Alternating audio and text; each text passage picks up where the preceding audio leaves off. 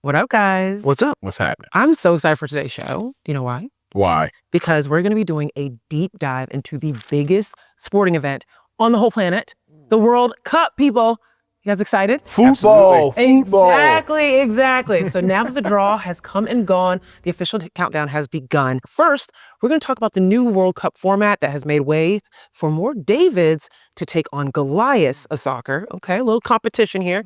And then we're going to explore what it might mean for your wallet if you're trying to attend these games next summer. And spoiler alert, it's not looking good. And for our main story, we're going to focus on the U.S. men's national team. American legend Landon Donovan sat down with us, and he's going to talk about the pressure that players will be facing. And we're also going to hear from the Athletics' Paul Tenorio, who's going to set the stage for the U.S. team's World Cup chances. You guys ready? Absolutely. I am fired up. Let's do it.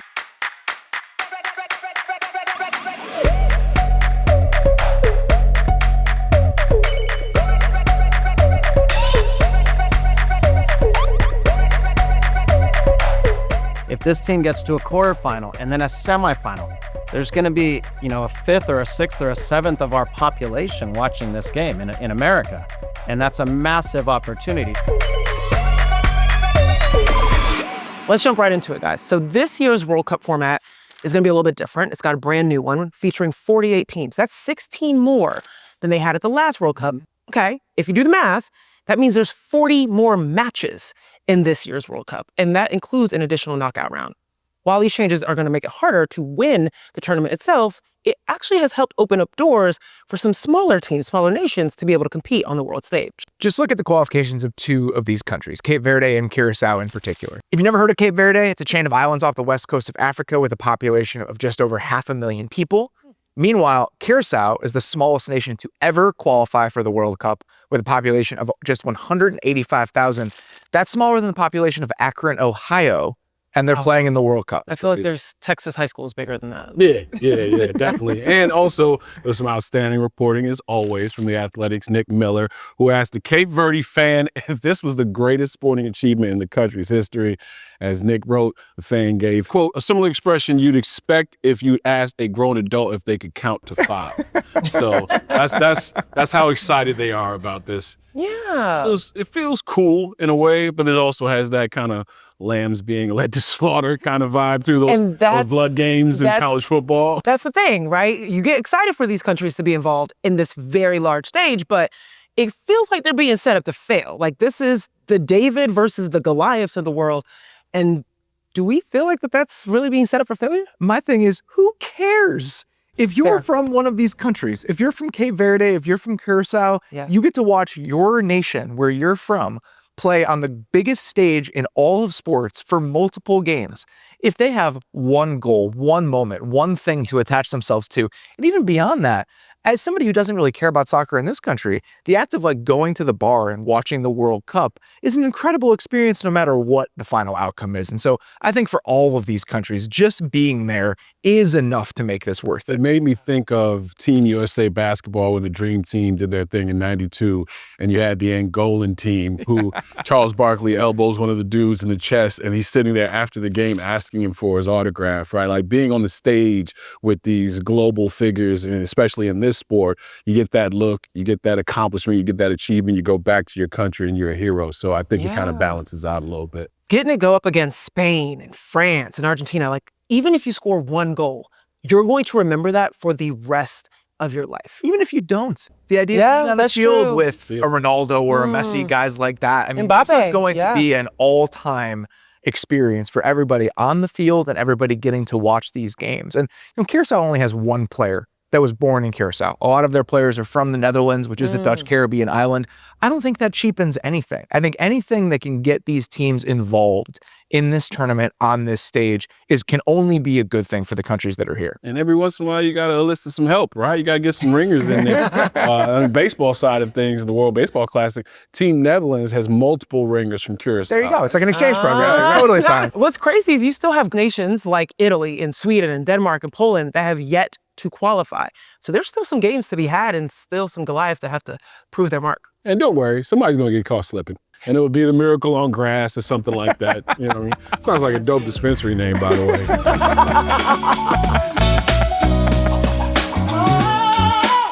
Look, guys, it's no secret that it's expensive getting to sporting events these days. It's a luxury thing to be able to do.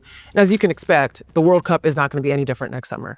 While prices are already sky high, FIFA hiked up the cost to dozens of matches last month in the first large-scale implementation of its variable pricing strategy. And bear in mind, most of these tickets were purchased before the World Cup draw took place. So people were paying hundreds or thousands for games that they didn't even know which countries would be involved in. So there will be a third lottery phase where prices will likely only continue to increase. And like most things, when it comes to how much you're paying for sporting events, it was a little bit too good to be true when they announced the initial pricing. FIFA said tickets would start at $60. And while that was the case, Funny. I think people quickly discovered those $60 seats were extremely scarce and hard to get your hands on. As you'd expect, those are reserved for the upper decks of these stadiums. And beyond the ticket prices, we're talking about like $75 to $175 to park. And so that's more than the price of some of the actual matches to get in for some of the previous World Cups. It's the whole experience that you got to pay for.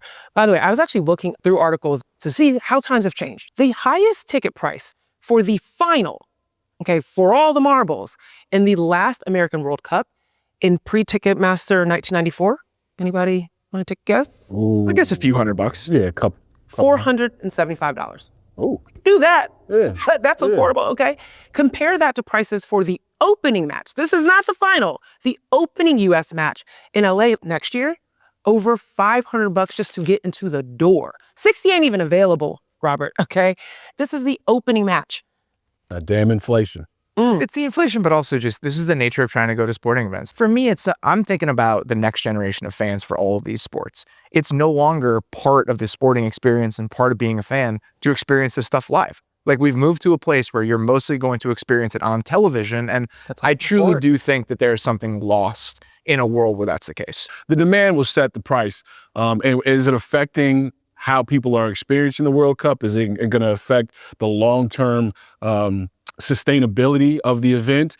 No, I don't think so, because you're always going to have people who want to pay. Like you mentioned, it's not only a luxury item, but it's like a status symbol. That's That's what I was going to say. Yeah. It's changing, Telling people that you went to the World Cup means something. I think there's a little bit of have and have-nots that's going on there. Yeah. But I also think about kids.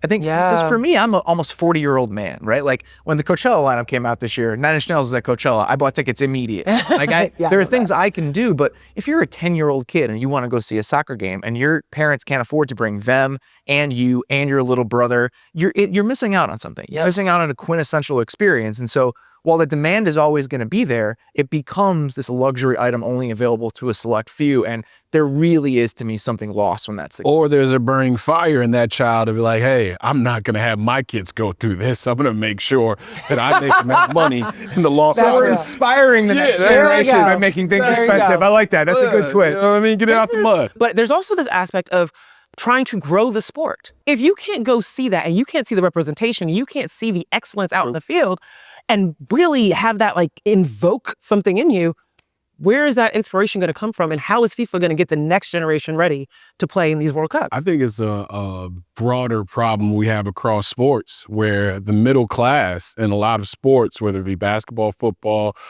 soccer, golf, like the middle class is getting kind of eked out of these sports. So I think the fan bases, one, have to adjust, unfortunately, and two, you don't see these corporations, FIFAs of the world, saying, we're crying poor. No, they're getting all the money they want from the consumer that they're going after. Like, you don't see Ferrari and Lamborghini putting commercials on televisions for a reason. Sure. These are those kinds of luxury items now, these sporting events and these concerts that we go to. These average Americans, though, are going to get priced out from not only the tickets and the experience, but potentially from being the next in line. As we close off who has access to this, I think it only provides another impediment and another barrier to us competing in this sport, specifically on the world stage. Exactly. I was in Italy earlier this year, and there were two kids in a square just kicking a water bottle back and forth at each other. And I was watching that happen, and I was like, we got no shot. Because that is how this is going everywhere else. And as you close it off more and more, it prevents the sport from just bleeding into the larger consciousness in a way that it's going to have to. Yeah, maybe FIFA's looking at America like, all right, cool. You guys are actually the middle class. Thank you for your stadiums. Yeah. Exactly. Yes. Appreciate you. Paul Tenorio, soccer reporter for The Athletic, is joining us today to break down where the U.S. men's national team stands right now and what to expect from them in the upcoming World Cup. Paul, thanks for joining us. Thanks so much for having me here, guys. I'm so happy you're here because I ain't gonna lie. For a while, I was very proud that the women's national team was much better than the men's national team. Okay? But things have changed quite drastically. They're not the global disaster that they were before. What happened? Yeah, well, first of all, the women's team is still better than the men's team, so you can still have some pride in that. I think it's been a journey for this national team. 2018 was the biggest disaster that you could have imagined. The U.S. missed the World Cup. Unthinkable. And the process over the next 4 years to make it to 2022 was essentially starting from the ground level. They brought in a bunch of young players who kind of grew up together in that cycle. And that group became known as the golden generation of men's soccer in this country. Young players, all of whom are playing at the top clubs in Europe in a way that's never happened before for American men's soccer. They went to the World Cup in 2022 and they performed pretty well. And the idea was, okay, now they're ready to kind of get into the prime of their career and it was going to sync up with the home World Cup. Well, what happens in sports all the time? Development is not linear. Right? And so they've been going down. In the 2024 Copa America, where they were expected to kind of dry run for the World Cup, get people excited, they got knocked out in the group stage. And that led to a coaching change. Mauricio Pochettino came in, and now you're seeing that building process take effect. They're starting to play better, but a big part of that was actually taking that idea of a golden generation and breaking it back down and saying, there is no golden generation. There are no special players in this country. Right. No one should feel secure with their job. No one should feel like they have a World Cup spot locked in. Let's build competition. And that is what has been kind of leading to this team starting to surge again less than a year out from the World Cup. So the players who are locked into the team, the players who are going to define this U.S. men's national team, who are those players that fans should know about and be aware of as this gets started? Well, I got yelled at the other day in a press conference by Mauricio Pochettino for, implying that there are regulars or people who are locked in. But let's be real. There are a few players who are going to be at the World Cup. Pochettino ain't here. He ain't here. No, look, and I get what he's trying to do, right? He wants to create this idea of team first, but there are realities, right? Christian Pulisic is the star of this team. He is the best player in the pool. He is the attacking kind of crux of the team, and he's also a big game player across his entire career. When the lights are on the brightest, when the pressure's up, Pulisic has delivered. And then you've got other players who are trying to prove that they can be locks or should be locks. So one example of that is Gio Reyna. This is a kid who, going into the last cycle, was considered the next Christian Pulisic, the up-and-coming young attacking winger, didn't play at the World Cup, was upset about his role, caused a lot of drama that spilled outside of the field, and has not been able to maintain his form on the field. He's been hurt, he's been in and out, just came back into the team in November, scored a goal, had a couple assists. So Christian Pulisic and Gio Reyna are probably two of the more important pieces and two of the names that I think soccer fans will know the best. In terms of the expectations being so high and falling so short, how do we not see this happen again? Yeah, I think that's been the aim for Pochettino. He essentially manufactured competition out of a pool where there was no competition before. Like this guy from MLS, Sebastian Berhalter, son of the former coach, no one had been talking about. Alex Freeman, Antonio Freeman's son from the NFL. He put these guys on the field and said, prove that you're good enough. And I think that's what it's been about, is like, let's strip away the expectation and just say, do everything you can to fight for the respect, and that'll lead to the results. And we're seeing that happen. The question now is what happens when you integrate those stars back in? Can they match that mentality? What's more important, the talent or the mentality? One thing about the U.S. men's national team is I don't quite know them well as stars. You've spent time with these guys. You know their personality. What's your assessment of them? I think one of the challenges for this team in terms of like advertising itself with a home World Cup is that its biggest star, Christian Pulisic, doesn't want to be a star. He's one of the more introverted athletes I've ever been around.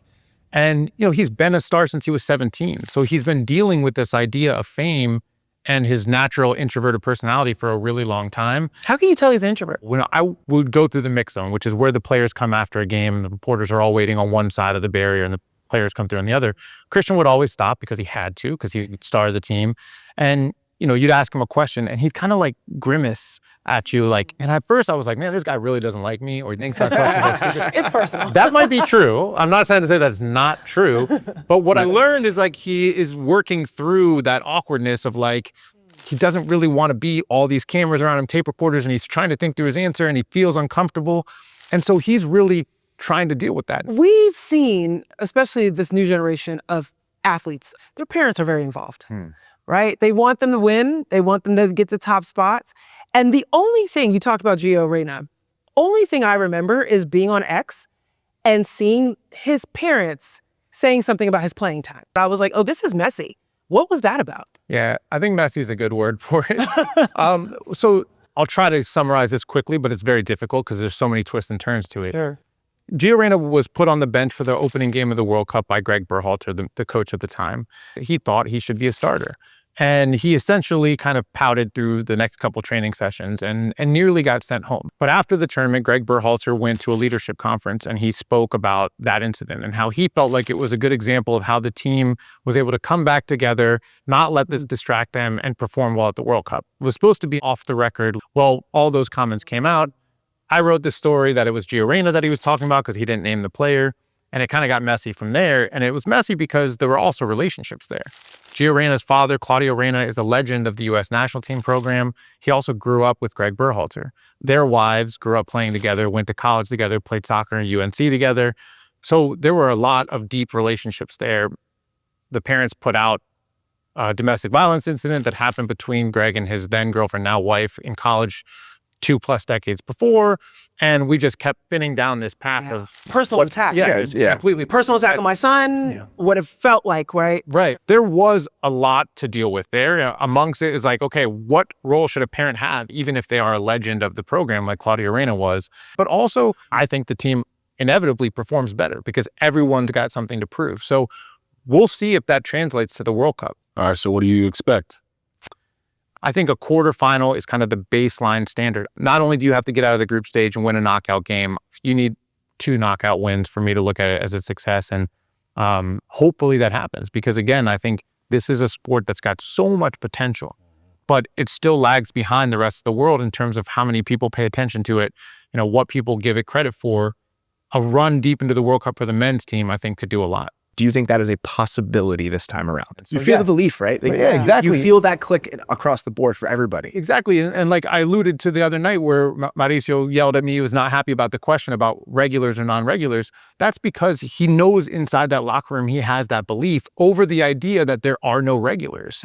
And he wants to make sure that that is maintained. He knows the players are watching the press conferences. And so, I walked out of that being like, okay, like I understand where this is, why he's doing what he's doing. And I think it all leads into the kind of the belief around this team going into the World Cup next summer. Keep saying belief, belief, belief. I keep thinking Ted Lasso. Yeah. Thank you, Paul, for breaking that down to us. And I'm pretty excited to watch. He's got me going. I'm ready to go now. I believe. I hope so. I hope they make a run. We'll see. For an even deeper dive into the U.S. men's national team, the legend himself, Landon Donovan, joins us as a contributor to The Athletic Show this week. He and I sat down a few days ago to explore what the players must be experiencing right now. From making the roster, to building chemistry, to facing the pressure of not just playing well, but knowing the future success of the sport in the country hangs in the balance. What was the pressure like for you, and how much do you think it's shifted for the players that are looking to go to the World Cup this year? So it changes over time. So in 2002 was my first opportunity as a 20-year-old to go to a World Cup. And at that time, it was literally the only thing on my mind all day, every day. That's all I could think about, all I could focus on. Over time, once I was more of a regular on the team, 2006, 2010, my mindset shifted to, okay, I know that's there. I'm going to focus on other things, and I don't have to worry about that as much. And I think what happened over the last 3 or 4 years with this national team is there were a group of players in 2022 in Qatar who were 20, 21, 22, 23 years old, who got all this experience, were the core group of starters. And I think they started to assume, in 2026, I'll be there. And what happened is they had some results that were really bad right when Pochettino started. And Pochettino said, listen, guys, I don't care what you did, what your name is, where you're from, what you did in the past. I want players who are going to perform now. And I think we all thought maybe it's a little bit of lip service. He doesn't really mean it. He has proven time and time again now that he absolutely means it. And the players have taken notice. We know we've looked at some of the conversations around Gio Reyna being someone that wanted a little bit more time in that last World Cup. How do you think this team has matured in fighting through that intense competition of wanting playing time, but also wanting to represent the 3 letters on the front of their jersey? So sometimes, Zena, those experiences that seem so bad and are miserable for certain players, and for Gio Reyna in particular, and some of the players on that team in 22, it was miserable. Sometimes those experiences make you so much better in the end. And what I mean by that is I went through that too. In 2002, I was named the best young player of the World Cup. In 2006, I had the 3 worst games I ever had for the national team. And that humility helped me the rest of my career. And I hope it happens the same way for Gio and for some other guys too. That maturity is going to be huge for these young players.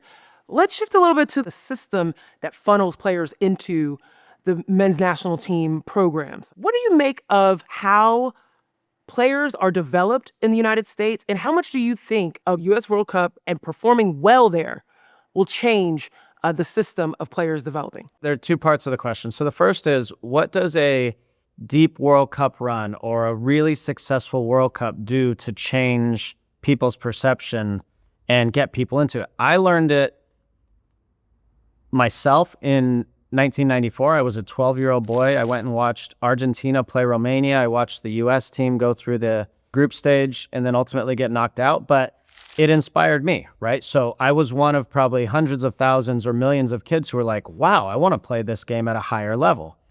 In 2010, we scored a goal against Algeria that changed all of our lives, but also we've realized since then how many people have gotten into the sport because of that. Now, you flip ahead to 2026, home World Cup, with how popular the sport is, it is going to be everywhere next summer. It's all you're going to see. So an iconic moment and or a deep run into the tournament, it's almost hard to quantify how much that would do for us. Now, the flip side is, are we prepared for 10 million new 3-year-olds and 5-year-olds and 7-year-olds who want to play this sport? Unfortunately, the reality is we're not yet. Our youth national teams, for sure on the men's side, continue to struggle and continue to fail in a lot of ways. And those are big issues. So it's not just when they get to end of high school or college level, it's even before that, we're failing a lot of these kids. Now, in some places in our country, it's getting better, but we still have a long ways to go. What should we do? What would be your recommendation? What's difficult, Zena, is it's not actually that hard. The problem is there are humans involved, right? And so I was like, that's an oxymoron. What's difficult true, is that it's not that hard. Yes, go ahead. But there are lots of youth soccer clubs in this country with people working for them that make good money as a business, but they have no interest in developing soccer players. You can do both, but the easy part is just taking in the kids, making the money and the winning, and then it makes the parents happy because, you know, they get some unfulfilled need met by their kid winning a 7-year-old soccer game. So that part of it needs to change, right? In order for that to change, the incentive has to change. So there needs to be some version of a mandate that says, this is the way we are going to do things in this country, and this is how we're going to be successful. And if you don't get in line and follow it, then there will be consequences involved. It's not that hard. Other countries around the world do it with way less resources than we have in America. I feel like AAU basketball might be calling you up for that solution as well. It's a thing across several sports. Back in 2002, you guys made the quarterfinals. And I'm curious, what would you consider successful for this upcoming 2026 World Cup? In 2002, there were 32 teams in the World Cup. Now there are 48. And there's also an extra knockout round. So in 2002, we got out of our group. We played a round of 16 game, beat Mexico, and then we were in the quarterfinals. This summer coming up, if the U.S. get out of their group, they'll go into a round of 32, then a round of 16, and then hopefully a quarters, semis, final. So in my opinion, not only getting out of the group, I think winning the group should be very feasible because we're one of the 12 seeded teams. So we're going to have a much easier group than we ever have had. After that, I think winning a round of 32 game is absolutely possible. And then potentially a round of 16 game and making it to the quarterfinals. I think that is not out of the realm of possibility. If we get the right matchups along the way, I think the sky's even higher. And this group can absolutely do that. It doesn't need to be lightning in a bottle. They need to play pretty well play well in big moments, and they can do it. So you were talking about how next summer, this is going to be everything we're talking about. And it's going to be across the country. There's going to be multiple sites where games are being held.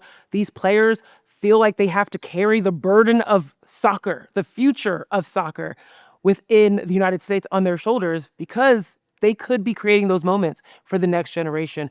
What does that pressure feel like to not only want to represent your country, but represent the sport in your country and its future? Yeah, it's almost hard to quantify. Some of the, just so people understand, next summer, I believe there will be 4 games a day. Every game worldwide will be watched by more than 100 million people. Okay, so just stop and think about that. Not in the US, but worldwide. Whoa. And so that is the equivalent of a Super Bowl. 4 times a day, every day for 6 weeks, or almost every day for 6 weeks. Yeah. So it's almost hard to imagine how big this event is in general. This 2026 will be the biggest sporting event in the history of the planet, bar none, ever. And so when you dial that back and you say for our American players, and yes, is that putting pressure on players? Of course, that is the reality. But the opportunity is tremendous, and they have an opportunity next summer to do something that will change their life completely forever. And they already have amazing lives, don't get me wrong. Completely change their life forever. And in my opinion, there's 2 ways that happens. One is a deep run that we were just talking about into the tournament. If this team gets to a quarterfinal and then a semifinal, there's going to be, a 5th or a 6th or a 7th of our population watching this game in America. And that's a massive opportunity. So a long run into the tournament and or some form of iconic moment, something that happens, a last minute winner or an amazing save or something that really captivates people and grabs their attention. And if we can do both of those, it's going to be amazing. Ooh, I'm getting chills. We appreciate you getting us right and getting us ready for the World Cup. Thank you so much for making the time. Thank you, Zena. I feel like I'm drinking the Kool-Aid a little bit because I think I'm believing a lot of what both Landon and Paul had to say. And I think it's the dynamics that they've tried to introduce and the fact that everyone had to kind of earn their keep to be on the roster. I mean, it seems like Landon is buying into that as an idea, and the fact that that's resonated with him, I think, is important. And in the conversation we had with Paul and just how much kind of tinkering they've tried to do with the style of play, figuring out what the identity of this team was going to look like stylistically, it really does feel like they landed on the right mix with this group of players. And so I'm actually, there's a little bit of confidence here. Like if they make it to the round of 16, I guess I wouldn't be surprised. And the country's going to be fired up. Exactly. Maybe that's probably why I'm trying to buy it a little bit. I'm starting to believe a little early here. For me, I think what would be successful is we know these players' names by the end of the summer. If we come out of the summer and be like, I'm behind Gio Reyna, I'm behind Pulisic, I'm behind whomever, and we're really excited about these guys, I think that's huge because that's, regardless of where they end up in the World Cup, that's the moment that the little kid is like, I want that jersey, I want that moment. I want that for myself. I think that's what he was talking about, is that there can be a moment or a game that truly changes the trajectory of these guys' lives. And maybe it doesn't from a financial or professional soccer experience or that sort of perspective, but just the notoriety, the fame, just what this does for your trajectory, I think that absolutely is on the table. Yeah. For me, the success is less about this team, actually, and more about what it does for the future of the sport. Penetration into the consciousness. Period. Like the world has been shrunk so much by the internet and social media that you get a chance to see these textures and these fabrics in the crowd and understanding in how important these moments are, not only for these athletes, but like you said, spinning it forward, what the 7-year-olds, what my 8-year-old son who plays soccer, him seeing something for the first time and going, okay, this is cool to me. Like this will be his first World Cup where he's actually cognizant of the action. I'm excited for 2 things. One, the jerseys, the kits. I cannot wait. The fashion is going to be top tier. And I'm excited for cheers. Like, like, I cannot wait to hear them like reverberate through arenas. Are they bringing the Boo Taylor skin? Are we doing that? The talent that people from soccer-loving nations have when it comes to those cheers. I remember when I lived in London, when I was studying abroad there, my English friends, I would give them like the name of an NFL player and one fact about their life. And they would come up with a song immediately. In like 2 seconds. It is truly a special skill. And so getting to steal a little bit of that for a couple weeks, I'm into that. Is anyone here ready to learn and feel good about it. I'm always ready to learn. Let's go. Air horns, everybody. I sure hope so, by the way. I hope you're not just putting me on over here because it's time for our weekly segment we like to call LFG. Learning feels good. You know how it works. I'll give you a number and you have to guess what it's referring to. Are we ready? We've got our paddles. We got our paddles. The number is 12. Is it A, the number of different countries that have won a World Cup? B, the amount of red cards handed out at the 2022 World Cup? C, total amount of career goals Landon Donovan had in World Cup play? Or lastly, D, the distance in yards of a penalty kick to the goal line? 12. Let's get it.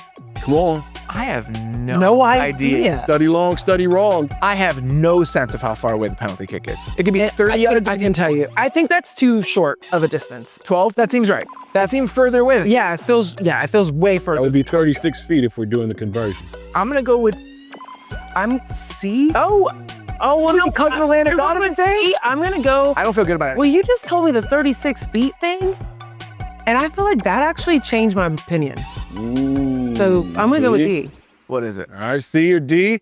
The answer is D. Wow. I knew C wasn't right, but I didn't like the other ones. I'm not even going to lie to you. As soon as you said 36 feet, I just imagined myself laying out 6 times. And then And being like, how far is that? Brain work. And I was like, that's outstanding. That sounds actually right. Further away than like a first down? It seems longer than that. I don't know why. Wrong. Oh, yeah, Okay, the answer is D. It's 12 yards or 11 meters for a PK.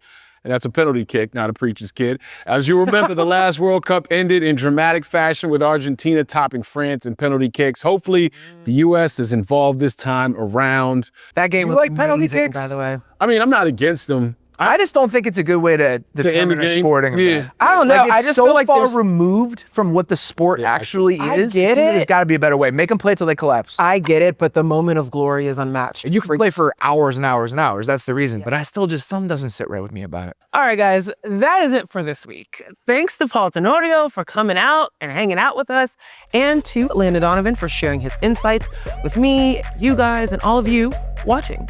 Remember, you can find new episodes of The Athletic Show early Saturday morning on Fire TV, and head on over to theathletic.com for more of the world's best sports journalism. See you guys next time.